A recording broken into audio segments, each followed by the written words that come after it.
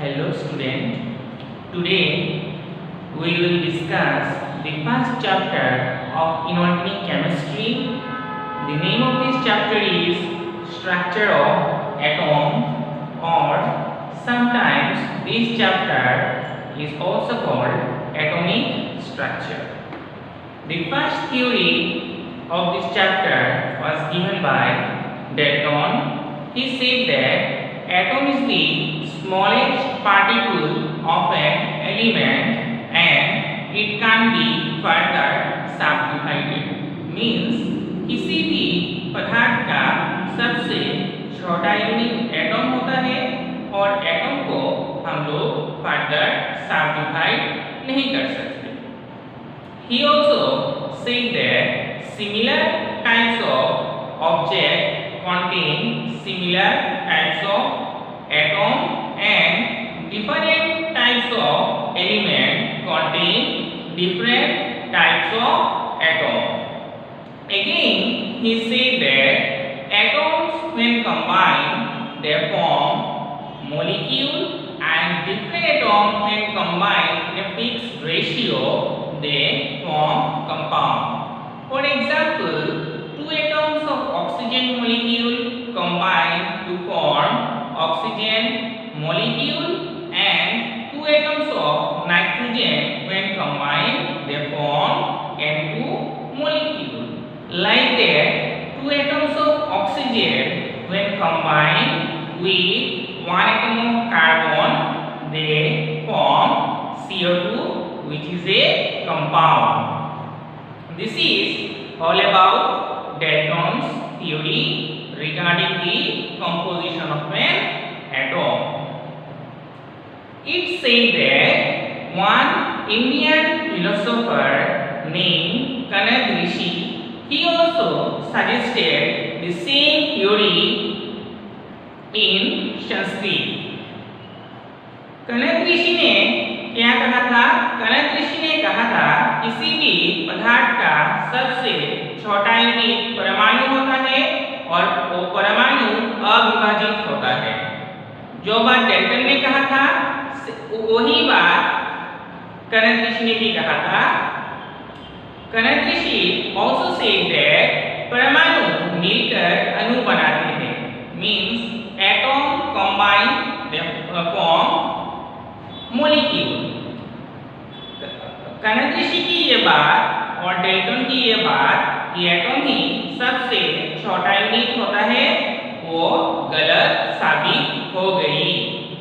Atom से भी छोटा पार्टिकल लेटर डिस्कवर हुए और the first breakthrough in this chapter was made by Sir J.J. Thomson in his cathode ray tube experiment. तो cathode ray tube experiment क्या है वो मैं आपको अभी डिटेल्स में समझाता हूँ. बहुत ही इंटरेस्टिंग स्टोरी है. क्यों जे.जे. थॉमसन ने कैथोड रे ट्यूब को डिजाइन किया था मैं आपको ये बताता हूँ.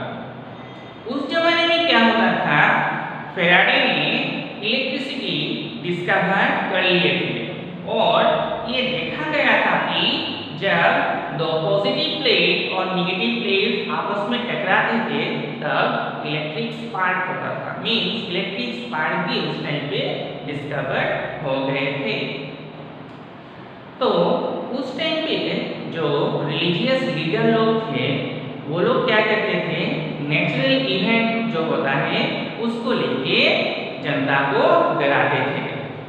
तो वो क्या करते थे, अगर लाइटनिंग ज्यादा होता है तो वो बोलते हैं कि ये भगवान जो है वो जनता के ऊपर गुस्सा हो गए इसीलिए इतना लाइटनिंग हो रहा है. ठीक उसी तरह आसमान में जब बादल गरजता है तब भी वो रिलीजियस लीडर बोलते थे ये आसमान में बादल गरजना और बिजली का चमकना ये भगवान जब गुस्सा होते हैं उसी कारण ये हो रहा है. लेकिन उस टाइम पे बेंजामिन फ्रैंकलिन को ये बात पसंद नहीं था. उन्होंने कहा ये जो आसमान में बादल गरजते हैं और बिजली चमकती है ये फिजिकल ये जो रिलीजियस लोग थे उनको ये बात पता चली और उन्होंने बेंजामिन फ्रैंकलिन को ये कहा कि ठीक है, अगर ये कोई फिजिकल इवेंट है तो आप इसको लेबोरेटरी में करके दिखाइए।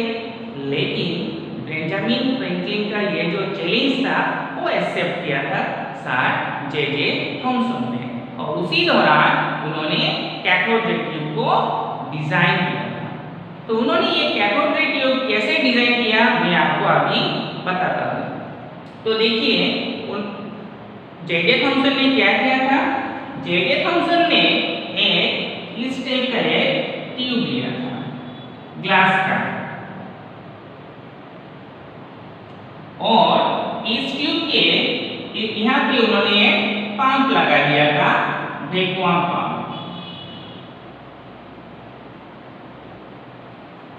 और इस ट्यूब के अंदर उन्होंने हीलियम गैस फिल कर दिया था।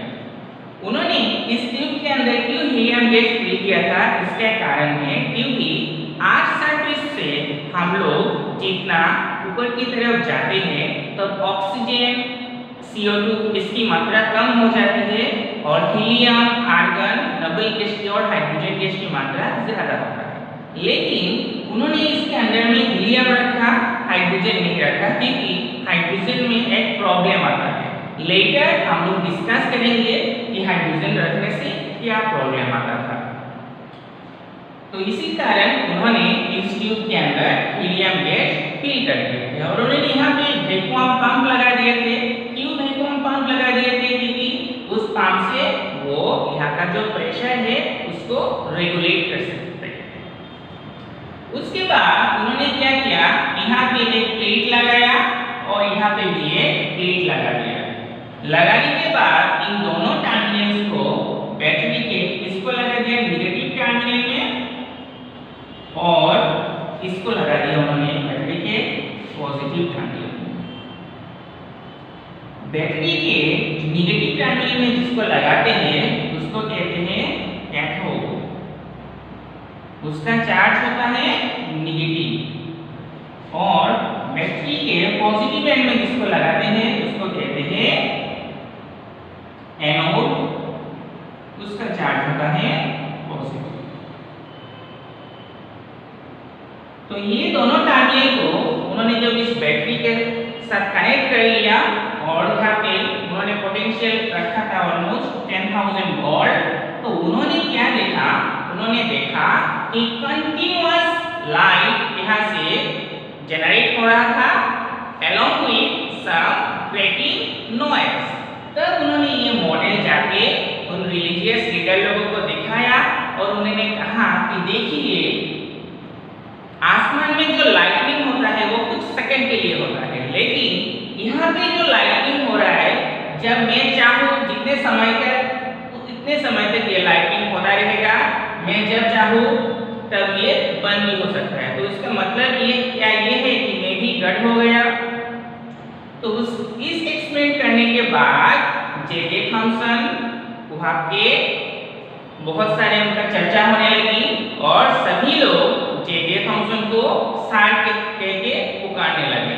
इस एक्सपेरिमेंट करने के बाद ही जे थॉमसन के नाम के सामने सभी लोगों ने सार के पुकारने लगे। इसी कारण हम भी जब जे थॉमसन का नाम लेते हैं तो उससे पहले हम लोग बोलते हैं सर जे थॉमसन।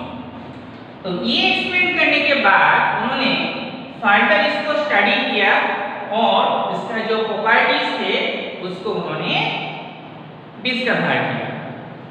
तो मैं आपको ये बताता हूँ कि ये कैथोड रे ट्यूब का एक छोटा सा मींस एप्लीकेशन है। पहले अभी तो हम लोग लैपटॉप में जो यूज करते हैं वो फ्लैट रहता है, LCD मॉनिटर कहते हैं, वो लिक्विड क्रिस्टल से बना होता है। लेकिन LCD से पहले हम लोग देखते थे क्या, जो टीवी का स्क्रीन होता है या कंप्यूटर का स्क्रीन बहुत बड़ा होता है और पीछे एक छोटा सा लाइट दिखाई देता है, वो लाइट का कैथोड रे ट्यूब। तो ये इस कैथोड रे ट्यूब डिस्कवर होने के बाद वो जो टीवी का जो बड़ा जो स्क्रीन होता है वो इन्वेंट हुए। अभी मैं आपको जे थॉमसन ने फर्दर जो उसको स्टडी किया था उसको मैं आपको डिटेल में बताता हूँ कैथोड रे ट्यूब। तो उन्होंने क्या किया, उन्होंने ये जो रे है वो क्या है उसको जानने के लिए उन्होंने क्या किया था, हम लोग सभी लोगों को पता है जो क्रिश्चियन लोग होते हैं वो अपने गले में एक क्रॉस पहनते हैं। तो उन्होंने क्या किया था, उनकी गले में जो क्रॉस था उसको उन्होंने यहाँ पे रख दिए थे। ठीक है, रखने के बाद उन्होंने क्या देखा, ऑब्जर्व किया। उन्होंने ऑब्जर्व किया कि जब ये सर्किट को कनेक्ट करते थे, दोनों टर्मिनल को बैटरी के साथ लगा देते थे, तो उन्होंने देखा ये जो क्रॉस है इस क्रॉस का इमेज यहाँ पे जनरेट हो रहा है। इस क्रॉस का इमेज यहाँ पे जनरेट हो रहा है, इसका मतलब यही है कि यहाँ लाइन जो है वो यहाँ से आ रहा है। क्योंकि अगर हम लोग किसी लाइट सोर्स के बीच में अगर हम लोग किसी ऑब्स्टेकल को रख देते थे तो उसका इमेज बैक में प्रोड्यूस होता है। तो इसी कारण अगर इस क्रॉस का इमेज यहाँ पे जनरेट हो रहा है मींस लाइट यहाँ से आ रहा है। उसके बाद ये कैथोड से कोई लाइट मींस रे निकल रहा है, इसीलिए उन्होंने इस ट्यूब एक्सपेरिमेंट का और इस सेटअप का नाम रख दिया था कैथोड रे ट्यूब एक्सपेरिमेंट। ठीक है, आफ्टर दैट उन्होंने क्या किया था, उन्होंने और एक एक्सपेरिमेंट किया था इसके ऊपर। उन्होंने क्या किया था, उन्होंने इस क्रॉस को हटा दिया और यहाँ पे उन्होंने क्या रख दिया था, यहाँ पे उन्होंने पेडल व्हील को रख दिया था। पेडल व्हील क्या है, पेडल व्हील मैं आपको बताता हूँ, एक व्हील है जो क्या करता है, रोटेट करता रहता है। इस टाइप से वो रोटेट करता रहता है। तो पेडल व्हील कब रोटेट करेगा, जब किसी भी मींस चीज पार्टिकल विद फाइनाइट मास और वेलोसिटी से जाके जब इस व्हील पे लगेगा तब वो व्हील क्या करेगा, रोटेट करेगा। अगर किसी के पास फाइनाइट मास नहीं है, फाइनाइट वेलोसिटी नहीं है, तो मींस उसके पास कोई फाइनाइट मोमेंटम नहीं है। अगर मोमेंटम नहीं है तो ये व्हील रोटेट नहीं करेगा। तो वही प्रिंसिपल क्या होता है, जो हाइड्रोथर्मल प्लांट होता है जहां से इलेक्ट्रिसिटी प्रोड्यूस होता है, वहां पे इस थ्योरी को अप्लाई करते हैं। तो उन्होंने भी क्या किया, यहाँ से जो रे एमिट हो रहा है इसका पार्टिकल नेचर है वो जानने के लिए उन्होंने क्या किया, वहां पे एक लाइन पेडल व्हील रख दिया।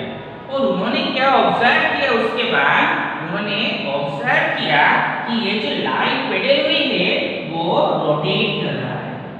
मींस यहाँ से जो रे निकल रहा है उसका पार्टिकल नेचर है। मींस यहाँ से जो रे आ रहा है उसका मास भी है और वेलोसिटी भी है। मींस इसका फिक्स्ड मास भी होना चाहिए और इसका फिक्स्ड वेलोसिटी भी होना चाहिए। क्योंकि अगर फिक्स्ड मोमेंटम से जब ये जाके इस पेडल व्हील में टकराएगा तभी पेडल व्हील रोटेट करेगा। तो ये दोनों एक्सपेरिमेंट करने के बाद उनको ये पता चल गया था कि कुछ रे कैथोड से निकल रहा है और कैथोड से निकलने वाला जो रे है उसका पार्टिकल नेचर है।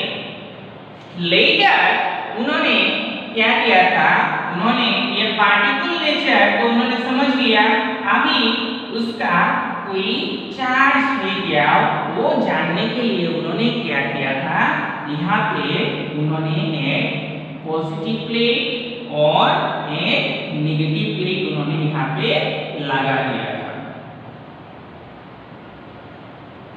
ठीक है, लगाने के बाद उन्होंने क्या ऑब्जर्व किया, बहुत इंटरेस्टिंग देखिए। उन्होंने क्या ऑब्जर्व किया, उन्होंने ऑब्जर्व किया कि यहाँ से जो रे निकल रहा है वो रे पॉजिटिव की तरफ डेविएट हो रहा है। तो कोई भी रे जो यहाँ से निकल रहा है वो पॉजिटिव की तरफ डेविएट हो रहा है, इसका मींस यहाँ से जो निकल रहा है उसका चार्ज नेगेटिव होना चाहिए। क्यों? क्योंकि opposite charge they attract each other and similar charge they repel each other. उसका मतलब ये जो यहाँ से जो रे निकल रहा है वो पॉजिटिव की तरफ डेविएट हो रहा है, मींस यहाँ से जो रे निकल रहा है उसका चार्ज नेगेटिव है। ठीक है, उसके बाद उन्होंने और एक और लास्ट एक्सपेरिमेंट इसके ऊपर किया था। उन्होंने क्या किया था, उन्होंने ये जो पॉजिटिव प्लेट और नेगेटिव प्लेट थे उसको उन्होंने यहाँ से हटा लिया था। हटाने के बाद उन्होंने यहाँ पे एक हॉर्सशू वाला मैग्नेट रख दिया था। हॉर्सशू वाला मैग्नेट क्यों रखा था, मैं पहले आपको हॉर्सशू वाला मैग्नेट कैसा होता है मैं आपको दिखाता हूँ। इस टाइप का मैग्नेट होता है हॉर्सशू वाला मैग्नेट, कुछ इस टाइप का होता है।